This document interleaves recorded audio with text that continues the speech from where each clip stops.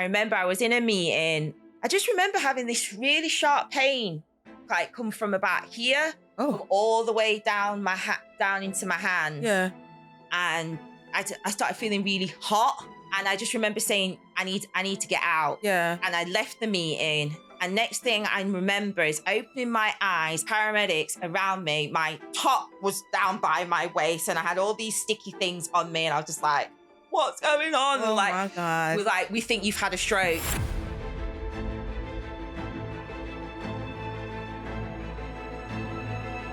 I'm a process of beauty and welcome to the very first episode of Talk Beauty to Me.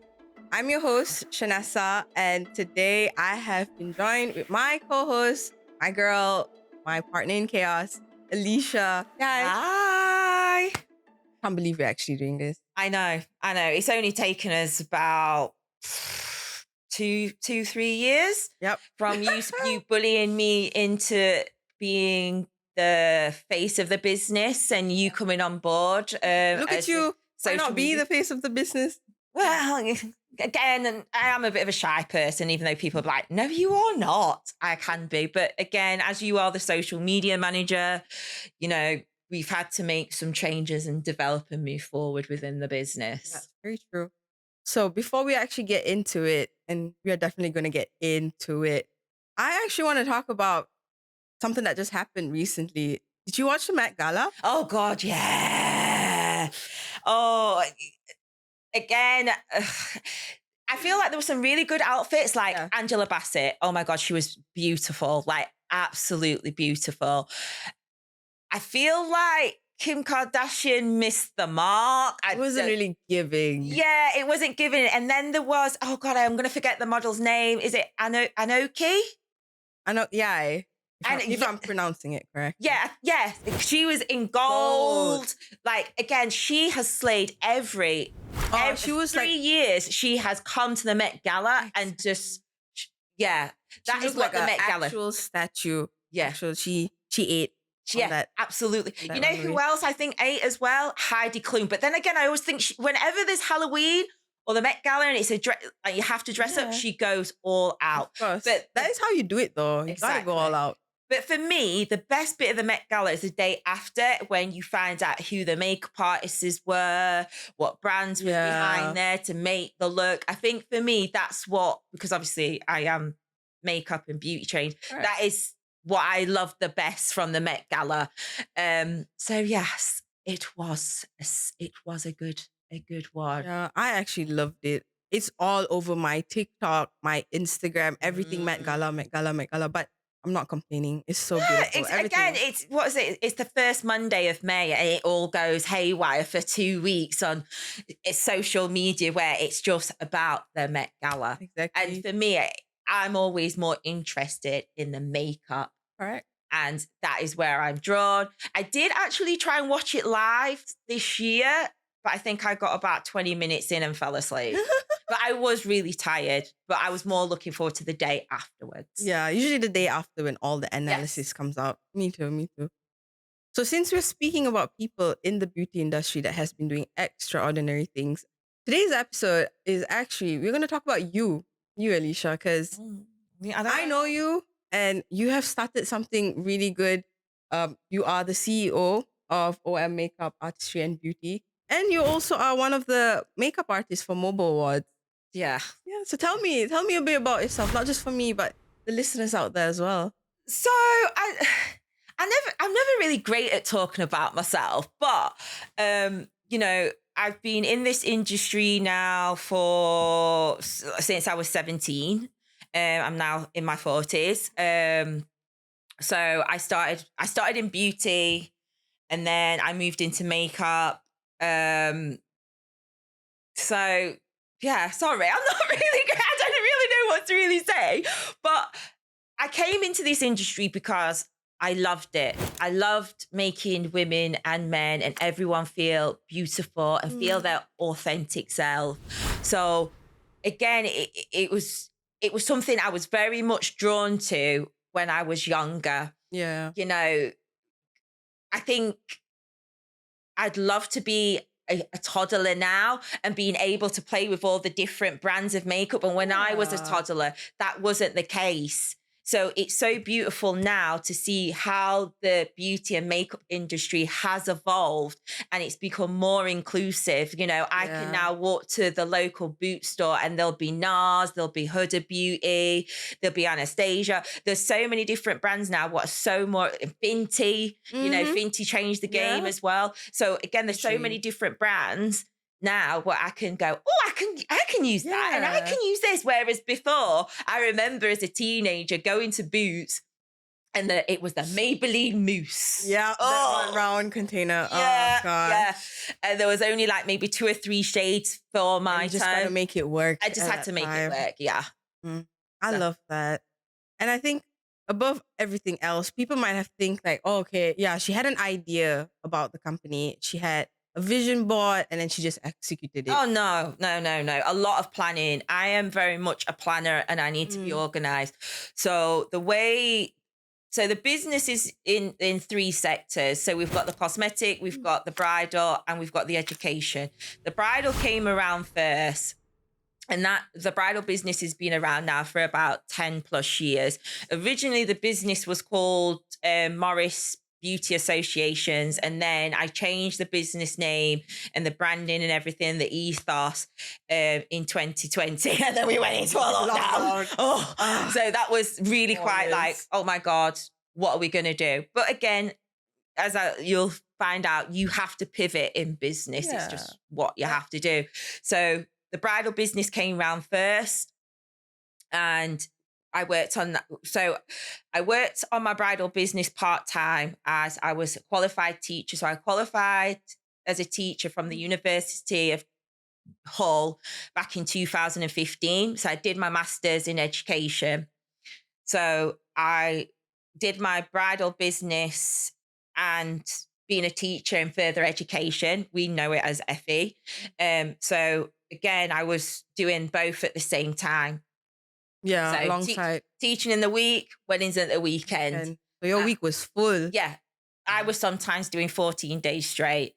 But would I have changed it? No. Did I love it? Yes. Was it tiring? Yes. But it was the best. So again, when I came towards the end of my teaching career, I think I've roughly spoke to you about this. Like, I think, again, in 2018, I was coming towards the end of my teaching career. And what I mean by that, I was mentally and physically burnt out. You know, there's a lot of pressure on teachers in further education. When I was doing my master's, there was a lot of us what went into further education that we're all still friends now. We're all teachers, but none of us work in a further education college anymore because the pressure is just so much. You're getting pressure from the students, parents, upper management, your department, and a lot of teachers end up going off with long-term stress. So what happened to me? So basically, what happened to me in 2018? I was working at Manchester College, Kirklees College, and I was running the bridal business at the same time. So many. Yeah. That's crazy. And I remember I was in a meeting and I just remember having this really sharp pain, like come from about here, come all the way down down into my hands. Yeah. And I started feeling really hot. And I just remember saying, I need to get out. Yeah. And I left the meeting. And next thing I remember is opening my eyes and paramedics around me. My top was down by my waist and I had all these sticky things on me. And I was just like, what's going on? Oh like, my God. we're like, we think you've had a stroke. Just hold on. We're trying to get you to the hospital. And I remember coming in and coming out of being conscious and then getting there to the hospital. How old were you back then?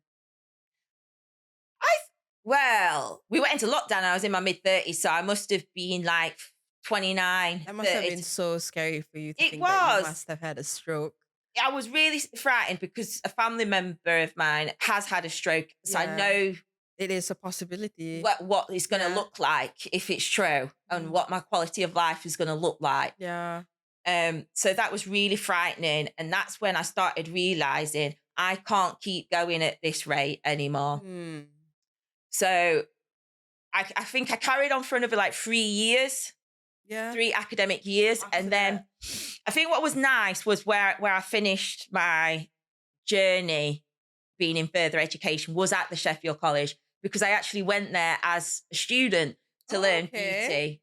All right. And it was really nice because the teacher that taught me, Louise Williams, was now my work colleague. That's so fun. And it was such a 360 Yeah. cycle. And it was so nice to finish it there. And don't get me wrong, we go back to do our Melanin Rich course. We've been back a couple of times. And it's really nice to go back. But it's also nice not that I don't have to be there 24/7. It's different. It's different. Yeah. And I'm proud of everybody that goes on that journey. But being there just wasn't for me anymore. So that I think that leads us up to like 2022. And then I spent a year just working on the bridal business. And I got in contact with my old mentor, Christina Trindad. And I spoke to her about my dreams of wanting to own my own academy. Okay. And she's like, yeah, we can do this. And I was like, I don't know if I can really do this. I think I can. And she's like, no, we can do this. And we literally worked on it for a whole year, planning, sourcing, looking at accreditations. We did everything, because I did a lot of research and, they made it sound like this was a 2-minute job. No, it's not. It's not. It's not. It's such a, accreditations, insurance, like safeguarding, even though when I was in the colleges, we had safeguarding training, but now with what I do now, I'm classed as a DSL, which is a designated safeguarding lead. So I've got even more responsibilities than I had of just doing safeguarding training. Yeah, because you're no longer with like a bigger establishment. Exactly. So again, when you're in a college, you've got the safeguarding department, you've got all these sorts of resources. But when you're in a small provider and you're on your own, there's so much you have to do around that. Yeah. Yeah. It's just you. And I think that's what I actually really love about your entire story, because it's not just a brand strategy. It is actually something that you had to experience and go through to actually make something. And this is your baby. Like this whole, all 3 companies. Yeah, all 3. Baby. Yeah, all 3. And the cosmetic side of the business, that came around because we was in lockdown and everyone else was doing DIY. I can't do DIY to save my life. I'm not going to lie. You've seen my bookshelf. It's back to front. You saw it already. It's back to front. And I just accept. I have limitations and that's okay. So I did lipsticks, I'm wearing one of ours now. This is Abs our one, what I love. Again, so everybody has, their own unique thing. And that was mine during lockdown. I did lipsticks. And yes, it is going to grow. I've had to slow it down slightly because, again, the education has had to take over. Yeah. So again, things will swap and change and you'll see things pushing in different directions all the time. I'm excited. I'm actually excited. But I actually want to go a little deeper because I just want to really? I don't know if I'm ready. It's not anything too crazy. Okay. Because I know you and you are someone who has dyslexia. And I'm sure a lot of people know dyslexia, what is dyslexia, but as someone like yourself, as a business owner, as a makeup artist, as a teacher, how does this actually affect you in your daily life? In my daily life, I think I need to take you back down the road, really. Take me as far back as you need.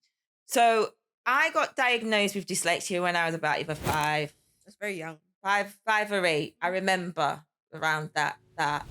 But what always stuck out in my mind was when I was at school. I was at Windmill Hill School. And I think her name was Mrs. Lighthouse. I think. I can't be 100% sure. But I remember going to her and saying, something's wrong. Yeah. I'm not like the other kids. I'm not learning like the other kids. Like something is wrong. Again, schools, parents will always try to implement things. Yeah. But I was still not getting any better. And that's when obviously things start to change. Like I'll never forget, obviously when we have mobile phones and we started texting and stuff, a family member actually texted me and was like, "You're a dyslexic spastic bitch." I do apologize for swearing. It's not my my thing. That's not very nice, though. Yeah. Like, So I've had things like that. I've had friends that have bullied me for having learning difficulties. I've even had teachers publicly humiliate me for having learning difficulties, going, "Oh, she can't read," and "Oh, I don't know why you're thinking about that career for, because you're not going to be any good at it. You're just better off having a job at Tesco stacking shelves, because that's all you're ever going to be." that's not very nice. You is know, it? and so again, I struggled for a good chunk of my education. Mm. I think when I got to college, I was probably about like 16, 17, 18. I had Louise Williams, who obviously I got to work with. Yeah. Again, she was really helpful, really inspiring. And I think then that's when they worked out she can't read on on white paper. So I had to start reading on yellow paper. So I don't know if you've actually noticed that when I do teach and I have my PowerPoints, it is actually a titch of yellow and beige, because I can see better. Yeah. So again, this is how you then start building your foundations to understand your learning difficulties to help you in the future. So then I went to university. So I was always adamant I would never go to university. Really? I was adamant I never wanted to go to university, but I was never honest why I didn't want to go to university, because of what my experience was at school. I don't blame you. Why would I want to go exactly? through all Why that? do I want to put myself through that trauma all over again? So it actually happened really random, me going to university. So I moved out of my parents' home and I moved up to like Norton. And then like we used to get these like newspapers, what used to come in. And there was this girl on there, she called Chloe, and she was saying she was going to the University of Derby to study international spa management. Okay. So I was like, oh, I kind of fancy this. So I took it to someone and I was like, oh, I really fancied doing this. And they was like, okay, let's ring. Let's see what you need, what qualifications you need to do the course. Yeah. So I must have rang on I rang on the Monday. There was like, oh, we'll interview her on the Thursday. Had my interview on the Thursday, started on the Monday. Damn. Yeah. That was quick. Quick. So the whole panic around my dyslexia then resurfaced. And I remember I went to my tutor. I was like, I don't think, I can do this. She's like, we've got grants. We've got grants specifically now for your dyslexia. It's like a whole different ball game in college and university. They're so far apart. Yeah. Like with that grant came one-to-one support, extra time with my tutors, extra time with my exams, being pulled out of my exams and having people read my paper to me, having my paper being printed on yellow paper, ink cartridge, laptops, printers, gift vouchers for books. Like I had such more of a wraparound care. Yeah. But before I ended up going, I needed to have another dyslexia test. And then I remember I was really struggling in 2008. I was really struggling. And I remember I stormed into the support team and I was like, I can't do this anymore. Like, I can't do it anymore. And she's like, Eleasha, what's wrong? I can't remember the lady's name, but I can remember her face. Yeah. And I was like, I can't do this. She's like, what's wrong? And I was like, it's really hard. I'm really struggling. I can't barely read. And she's like, Eleasha, you're overwhelmed. And when you're overwhelmed and you're stressed, your dyslexia decreases and it gets worse. So we need to start balancing it so you feel like you are achieving. Yeah. So again, I started learning about that a bit more. So again, my day-to-day life now is, because now we've got AI, we've got Grammarly, we've got smartphones, what you can talk to, and like using all those tools helps me do my job. Like you've probably noticed, I rarely text you. You're getting a voice note. 100%. You're getting a voice note because I haven't got time to work it out or be telling the phone, like, let me just send you a voice note. Easier. It's easier for me.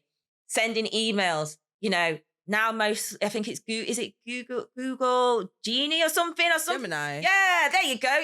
It'll write your email for you. Beep, send, it's gone. Easy. Yeah. So now it's very much I see my dyslexia, and I do say this to my students who are neurodiverse as well. See your dyslexia or your HAD as your superpower. You know, Mm. Richard Branson said it himself. He's got Virgin. He's got dyslexia. He doesn't know everything. He delegates it out to someone who does, just like I do with you with with our social media platforms. I don't know what I'm doing. I'm finding it really frustrating. Can you take over it? Yes, 100%. I will do it. And I'm always here. To help. Exactly. I'm happy to help. I love helping. It's so fun. She gets a lot of work from me. I'm like, just do this. I can't do it anymore. So yes. So what do you think people like misconception when it comes to like dyslexia in the business? That you're not capable. Mm. And that's further from the truth. You have to pivot. And because, again, I say like, I feel like my dyslexia is my superpower, I can foresee things before they happen. Yeah. So it helps me to pivot so much better. So you're on top of your game. Exactly. I know what's going to happen. I can, as well with having dyslexia, I've been able to read the human body quite well. So I can tell when something is going to happen. So most times out of the way, I'm either getting out of the way or I'm readjusting somewhere else. Yeah. And then we can pivot somewhere else. And that is so important because I feel like those people who are listening who has dyslexia or any other problems with themselves, this is not something to like stop you. No. I say that to my students all the time. I am a sheer example. Richard Branson is. Yeah. You know, there's so many people that, oh my God, what's his name? Tom Cruise. He's like one of the biggest paying actors and he struggles to read. And Mission Impossible, how many Mission Impossibles have we had? And he does his own stunts. Exactly. So again, see it as your superpower. Yeah. You know, it's what makes you unique to you. 100%. And everyone has it in different ways. Like I have the best memory ever, but reading and writing sometimes is not always my best suit. But if you said to me, oh, let's go to Malaysia, Eleasha, even though you're from Malaysia, but I would remember how we got from the airport, what directions we took to get to your house. Yeah. And that's how I remember. That's what I do. That's my memory and how it works. And I'm okay with that. And I love that. I feel like that's very motivational, inspiring for other people who are listening. Okay, so let's take a pause on the business. I want to get the listeners and the viewers to actually get to know you a little bit better. So I got a few questions here, and let's do like a rapid fire. Oh, no. Okay, so for your first question, okay, it could be in the business industry, in beauty industry, or whoever comes to your mind. Okay. Like, who is your inspiration? Who inspires you? Michelle Obama. Yeah? You know why? Why? We share the same birthday. 17th of January. She's a goat. She's a goat. And she's a goat, but she's so graceful. Yeah. So graceful. And I just think, again, like if you've read her books, she's even suffered with imposter syndrome. Okay. So it's a natural thing when you know, but you still step into those rooms and you still open those doors. And you, again, what do they say? Fake it till you make it. Yeah. No, you're not faking it. You are where you're meant to be. You just need a little bit of time to get onto your feet. That's a very fresh way of seeing things. Exactly. But yes. And then who else have I got? Oh my God. I always forget her surname. It's Emma. She's just released a book. Start your life, I think it is. No, I need to check that out. Yeah. Emma. Oh my God. I always forget her surname. But I've got I can see in my head what she looks like. I always forget. And then a little bit controversial, Meghan Markle, but not for what everybody thinks. It's more the fact that, again, you're stepping into the unknown. You know, when she met Harry, you know, she met the love of her life. You know, she was going to end up stepping into an environment she knew nothing about. That's true. But, you know, she did it with as much grace as she could possibly do. And she, you know, and that must have been a frightening experience. And again, that's the way I kind of see business. Sometimes you're stepping into something you're really not sure. Know. You don't know, but you try to make it work as best as you can. So I would say definitely they're my top three. Yeah. And they're on my vision board at home as well. Oh, you got a vision board? Yes, I have. I got inspired by a friend I met in Egypt, Lisa. So I now have vision boards. I never used to before, but I've never done one. You need After to. you, I think I might. Yeah, I think you need to. Might do a vision I think board. you need to. Okay. Next question. Okay. Controversial opinion in the beauty world. Go. Could be anything. I can't think of anything. I can't think of anything. You've been in the industry, what? How long now? 10 years? Well, yeah, more than 10 years. What is one thing that probably gives you the ick or something that other makeup artists do? Double dipping. Double dipping. It just, I think because I've got a bit of OCD as well. I think you've noticed this about me. Like I'm always sterilising my hands and Every other second I'm looking at her and she's with hand sanitizer in her hand. Yeah, I've got hand sanitizer. Like my friends will laugh at me getting off the tube in London. Stop. I need the hand sanitizer. I'm getting my hand sanitizer out my hand. But the whole double dipping is... No. Yeah. Even if they use the same brush, for example, lipstick, use the same brush. Oh, don't. And then use it on me. No. Those sort of things go through me. So again, like when I'm teaching, these are the things that I will always remind your students. I wouldn't say remind. I would say I drill this home, for hygiene and keeping your kit sanitized and your client safe. Do not double dip. Yeah. Decant onto your palettes, Your hand. No, not even your hand. Your hand. Not even really your hand, really. But unless you're using one of those plastic films on the back of your hand. Yeah. But use your palettes, Yeah. That's what they're there for. I always use the back of my hand, but I've always got a plastic sheet over it. Yeah. So again, not doing it. So that's my ick. And I bet you don't like going to Sephora and seeing all the testers. Oh, don't. No. I can't. I never try anything in Sephora. Boots, nothing. I don't trust. When I used to be young and I used to work on the makeup counters. This is another part of my life, my journey. Sorry, I used to work on the beauty counters. Which one? Well, which brand? I'm not sure if I'm allowed to say. Oh, okay, let's not then. Oh, fine. Bare Minerals, Clarins, NARS, Laura Mercy. Oh, okay. So good brands. So I moved around a lot, but I think what always used to freak me out was when customers would come over, pick up a lipstick, put it on, put it back, and then walk off, and then another customer would come and then put it, and I'm like, no. So like nowadays they give the little tester which is like swatch it on the lipstick, which is so much more better than. But so again, most of my day on counters, even though I'm selling and serving clients, I would be cleaning at the same time. So you have to try your best to keep it as hygiene as possible. That's but the most you could do. Exactly. Yeah. Okay. I have one final question. What would be your theme song?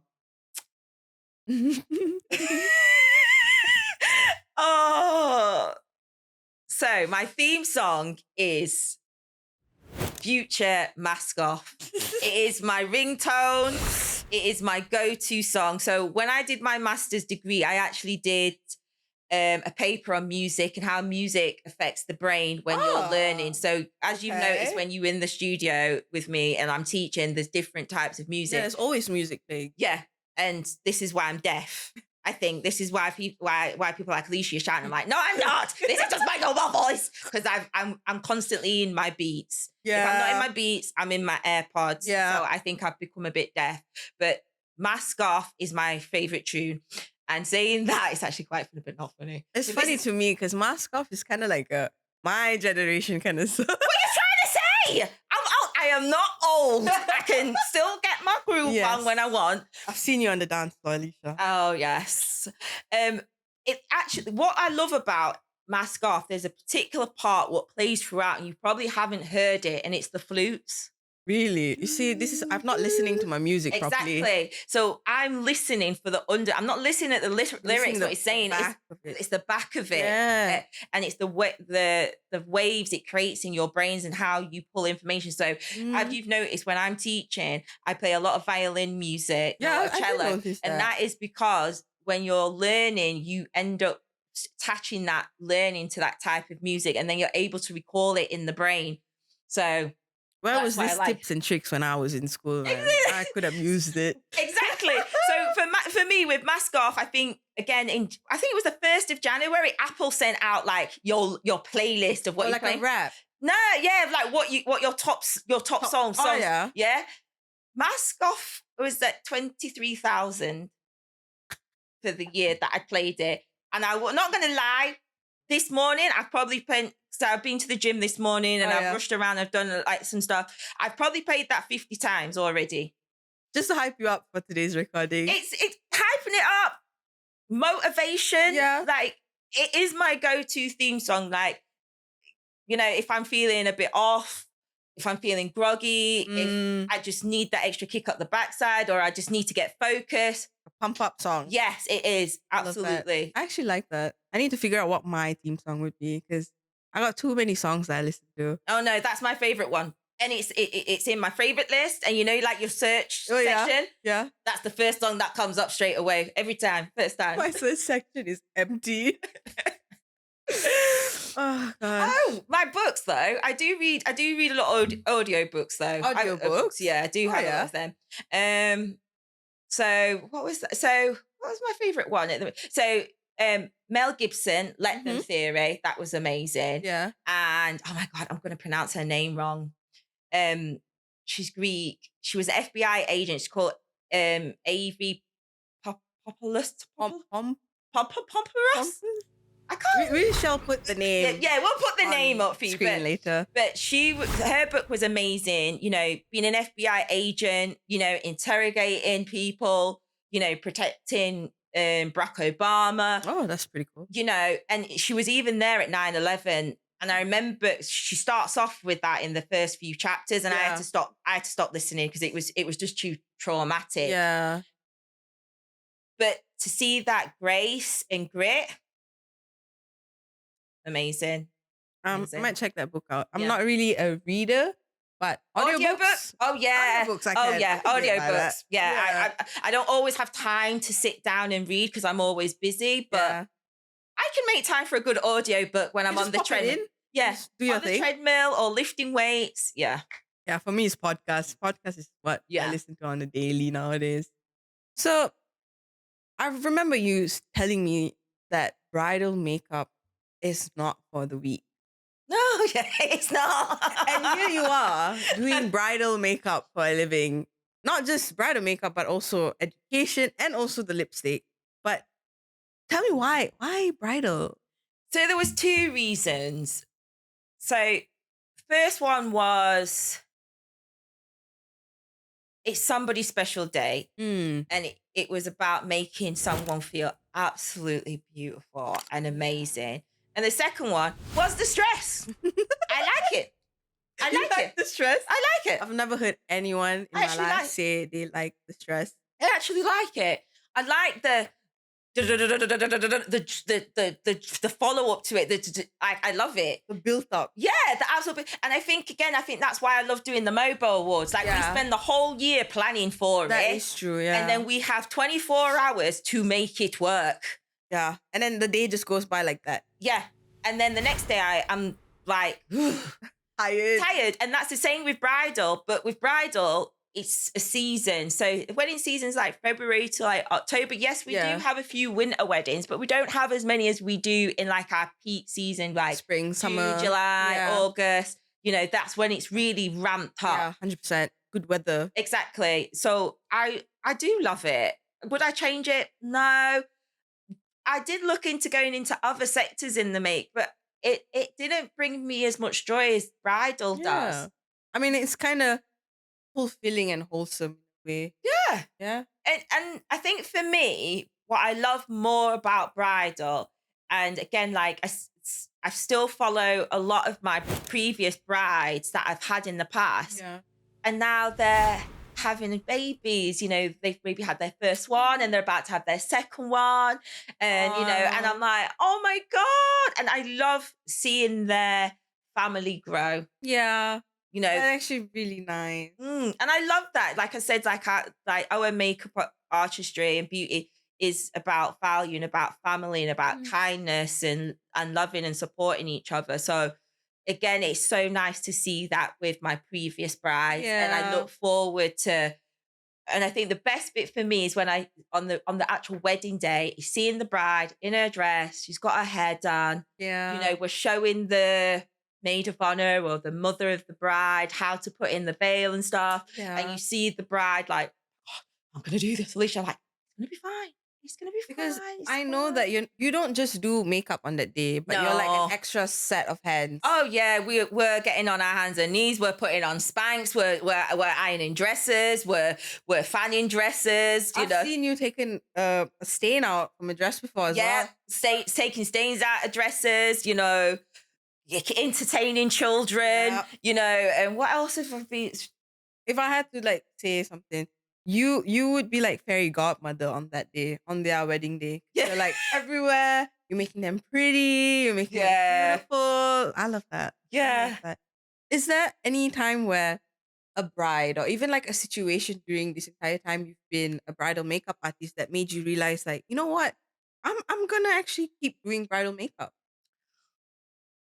It's a little bit of a controversial one. So there was one bride I had. This is going back maybe 2015, 2016, maybe 2018, somewhere around there. And I will always say business is hard. There's a lot of sacrifices that will have to be made, and you have to be okay with making them. And if you're not, maybe being an entrepreneur is not for you. Yeah. I've missed family weddings. I've missed family birthdays. Not missed a family funeral. Oh yes, I have. So you miss out on a lot because you're trying to make something work or something that you're really passionate about, because you've tried the 9 to 5 and you don't like it. You can't get on with it. Yeah. And you've probably had some sort of tricky, horrible bosses say, cut it nicely. And you're like, being an entrepreneur, I can not do what I want, but you can set certain things around and make it work. So a family member came to me and said, you need to cancel this wedding and you need to come to X, Y, and Z. And I was like, no, I can't do that to somebody on their wedding day. On their big day. We're about a month away. That's too late to cancel anything. Exactly. And they threw a tantrum at me, called me all sorts of names and all sorts to go with it. But on that wedding day for that bride, it then finally snapped in my head of, this is what I should be doing. Yeah. Oh, that's such a badass story. Yeah, even though it came with trauma, but that was it. What solidated it for me, like, yeah, this is what I am doing and this is where I'm going to be. And that's actually pretty, it makes me realize that you got to set boundaries. Yeah, and then regardless you do. Yeah, and not a lot of people will accept those boundaries and they will not agree with those boundaries. Yeah. But you have to stand firm in what you believe. And if you, like I've said to you before, being an entrepreneur is not for the weak-minded and it's not for the weak-hearted. There's going to be a lot of people that don't understand. Like, I'll never forget, oh God, this is terrible. This is very, very terrible. But again, having your circle of friends and your family, like my cousins, what have circled around me are very, very solid. And I've got entrepreneurs within my circle of friends as well, which is absolutely fantastic. Yeah. Like, I have a friend, I don't think my friend Zoe is going to mind me telling you this story, but like for 6 months, she was trying to get hold of me. Eleasha, can we meet? And such and such. Yeah, I can do that. The date came. I'm really sorry. I can't make it. I'm really, really sorry. It's not going to, I've got stuff on. We had arranged to meet again. Same thing would happen. And then I remember I just thought, right, let me just ring Zoe just to at least have a catch up with her over the phone. She's like, oh, I'm like, hi, how are you? I'm really sorry. And I'm like, how are you? What's been going on? She's like, I'm pregnant. I'm like, oh my God, yay, we're having a baby. And she's like, I'm 6 months pregnant. I'm like, oh. I was like halfway through. Yeah. I'm like, oh, I'm so sorry. And she's like, Eleasha, I get it. Aww. And again, having those sort of friendships, even like my best friend, Robbie, we might not see each other sometimes for 6 months, but we're always on the end of the phone. And I might not ring him every week. I might not ring him every month. But again, we're always there for each other. But he understands the sacrifices that I'm doing. He knows I work most weekends. He knows I teach in the week. So the time I have, I might either be trying to fix something within the business, or I'm trying to go to the gym just to get a bit of relaxation, or I'm passed out asleep. Yeah. So again, like even my granddad, like he's exactly the same. He'll always be like, should you be here? You got something to do. Don't you worry. Go and do that. I'll be okay. Oh, I'm it's like, so oh, thank you, granddad. That's so cute. Yeah. And I love that. And it makes me think about something that I've noticed. Like I've been in the studio with you while you teach. And I think you are one of the most patient teacher I have ever met. Like, if it was me, I think it just shows that I'm not really cut out to be a teacher just yet. But, talk me through education and teaching. Being an educator,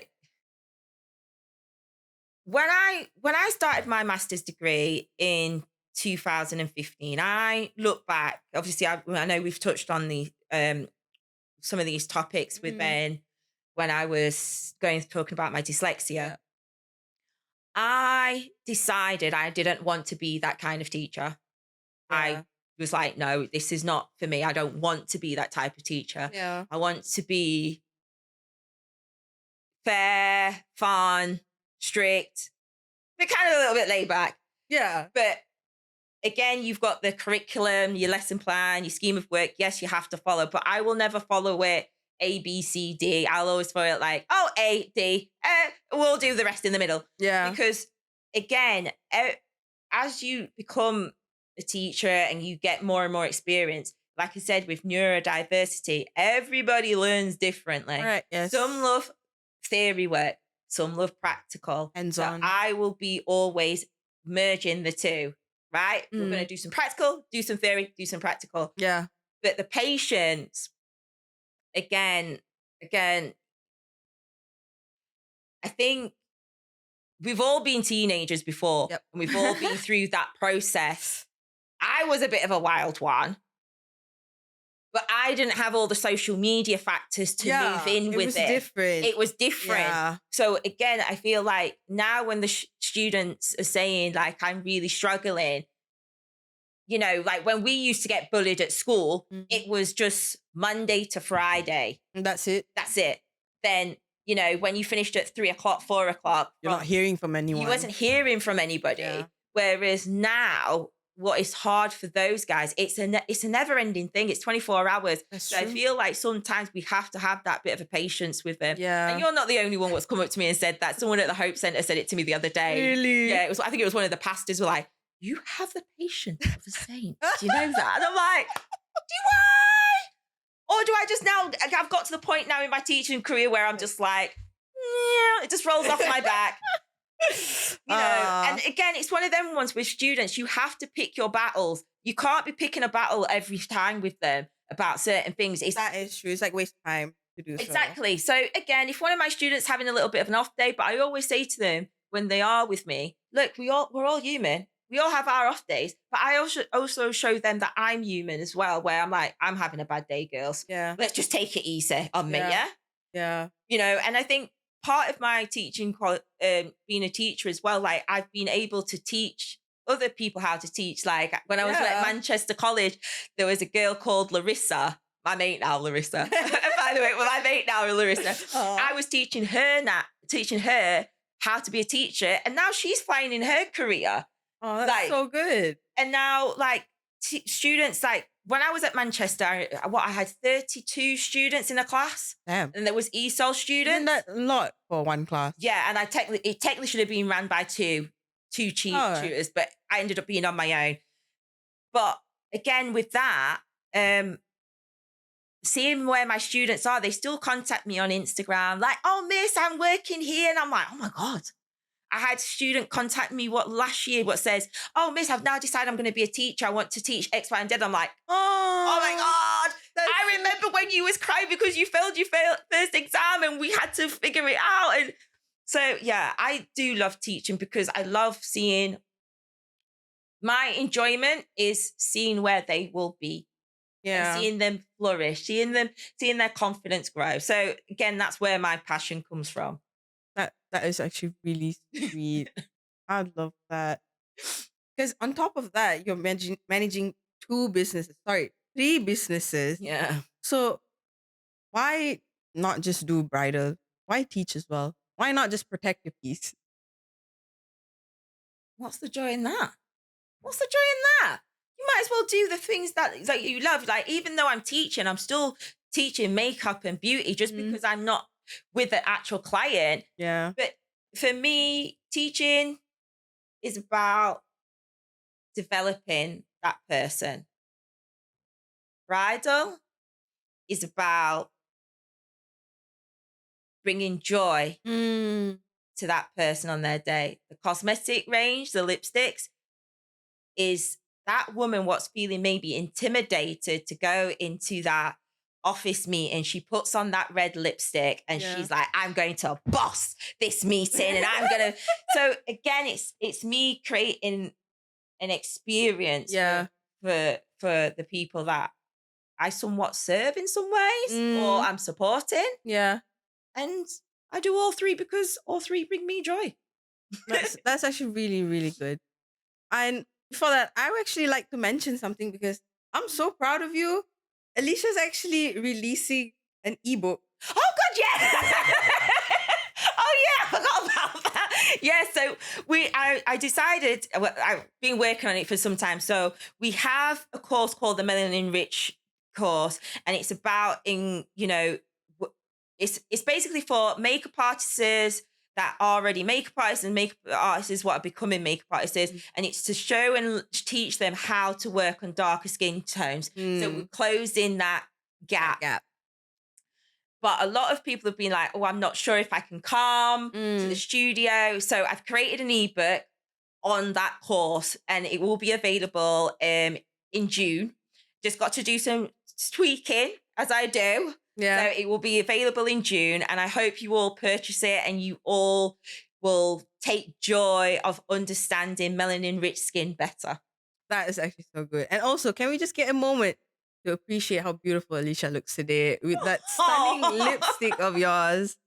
Thank you. Thank you. I did try today. Normally I'm in my pinks or I'm in my blacks and the grays and my hair's on top of my head. So I think I did try to look a little bit more presentable than I normally do. So where can the listeners get the lipstick that you're wearing? So that will be on our website and that's at www.ommnb.co.uk. So all our lipstick range is on there. Our ebooks and all our courses are on the same website as well. Whatever it is, we will be adding the link in the description below. Oh, yes, that's true. That's true. So it's sad because we're coming to the end of our episode, but I got one last final question for you, Eleasha. Okay. What is next for OM? Ooh. And are you scared of anything moving forward? I wouldn't say I'm scared because one thing that I have learned, fear is a part of life and you have to step into it or it will paralyze you to where you are.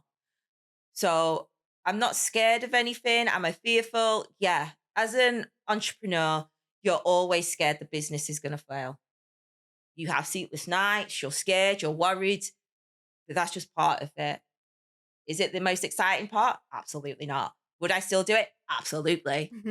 So yeah, right now, the education side of the business is growing. Yep. We've got new staff coming, we've got new courses coming. So that side of the business is growing and it's growing quite rapidly. And as you know, we're always growing. And from my phone calls and text messages at 4 a.m, because I wake up early, I'm on my laptop, I'm getting stuff done. So we're always growing. So there's quite a good few things. Like obviously we've got our ebook coming out in June. So there's so many amazing things that's going to be happening. But I hope everyone still joins us in this podcast. You know, we're going to be doing a few more episodes and a few more series. So Exciting times. Yeah. Exciting times. I love that. And I believe that is a perfect place to put a stop to this episode. And that's Talk Beauty to me. yes, Talk Beauty to We'll me. see you next time, guys. See you soon. Bye.